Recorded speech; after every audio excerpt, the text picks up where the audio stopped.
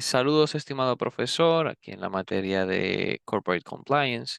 Estamos en la actividad 2.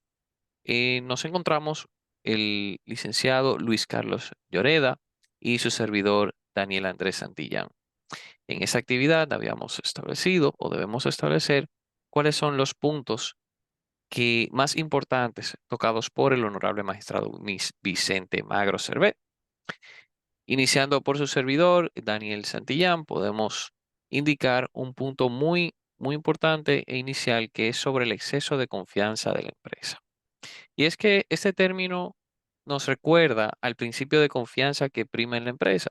El principio de confianza es aquel que establece que hay ciertas tareas que contienen un riesgo y que aún así pueden ser dejadas o delegadas a otros participantes, siempre y cuando se cumplan con las debidas diligencias. ¿Qué sucede? Este exceso de confianza, y como establece el magistrado, es aquel más que una violación al mencionado principio, es un cumplimiento exagerado y deliberado de esto, pues no existe como razones de confianza, o mejor dicho, la debida diligencia administrativa que demuestre que no puede confiarse esa tarea y aún así es delegada. Debemos señalar incluso que esta situación nos lleva a otro punto que el magistrado ha planteado y es sobre la autopuesta en peligro. Nos referimos a que la autopuesta en peligro es cuando mediante este tipo de incumplimientos o actuaciones deliberadas, la empresa se pone en peligro a sí misma. De hecho, la escasez de vigilancia y la falta de implementación de programas de cumplimiento crean ese tipo de situaciones, lo que llamamos la autopuesta en peligro.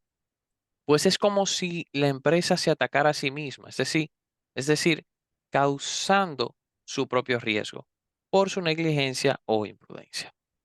Vale resaltar que si bien esto no es una exclusión de responsabilidad, y no obstante, el exponente establece que esto es un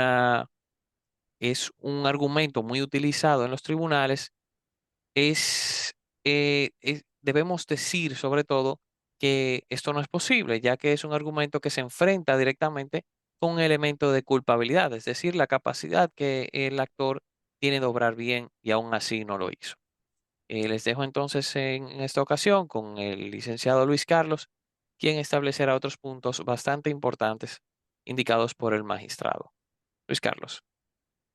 Así es, Daniela. Adicional a lo que usted mencionó, el magistrado Vicente Magro, que además de ser el ponente en este tema, pues también es magistrado, señala que la Sala Segunda del Tribunal Supremo ha dado bastante relevancia al tema del cumplimiento normativo, al punto de que la jurisprudencia española, específicamente en el tema penal, en lo concerniente a la responsabilidad penal de las personas jurídicas, ha abordado en al menos 12 providencias el tema del cumplimiento normativo y ha hecho énfasis en la importancia de que el sector empresarial y específicamente el sector asegurador o el sector de aseguramiento, dentro de la evaluación del riesgo al momento de asegurar los amparos de las empresas, condicione la expedición de las pólizas al hecho de que las empresas cuenten con su programa o su sistema de cumplimiento normativo.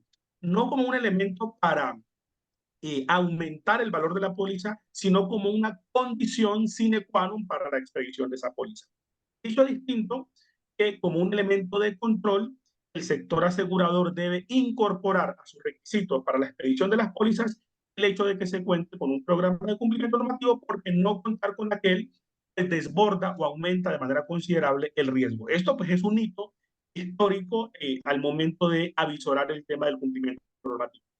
Adicionalmente, propende el ponente en su exposición por la necesidad creciente de la profesionalización de la actividad de cumplimiento normativo o de oficial de cumplimiento. Dice de esta manera el ponente que es necesario, habida cuenta de la importancia que ha tomado la actividad del cumplimiento, que quienes a ello se dedican se profesionalicen, así como ha pasado con otras profesiones, como los auditores, como los contadores, como otros gremios específicos, que este especial sector deben profesionalizarse y en esa medida se denota la necesidad de quién controla el controlador. Es decir, la necesidad de abogar por colegios o por institutos que lleven un registro y un control de la actividad de oficial de cumplimiento. Dicho distinto, es necesario avanzar hacia que este sea un gremio más profesional y más controlado. Finalmente, hay que decir que el oficial de cumplimiento y el sistema de cumplimiento no debe verse solamente como un elemento para evadir el derecho penal, sino que adicionalmente debe verse como un factor que trae beneficio a las empresas al constituirlas como buen ciudadano corporativo y hacerlas más competitivas en el mercado. Excelente, excelente. Nada, hasta acá lo dejamos. Un saludo. Un saludo para todos y hasta un próximo encuentro.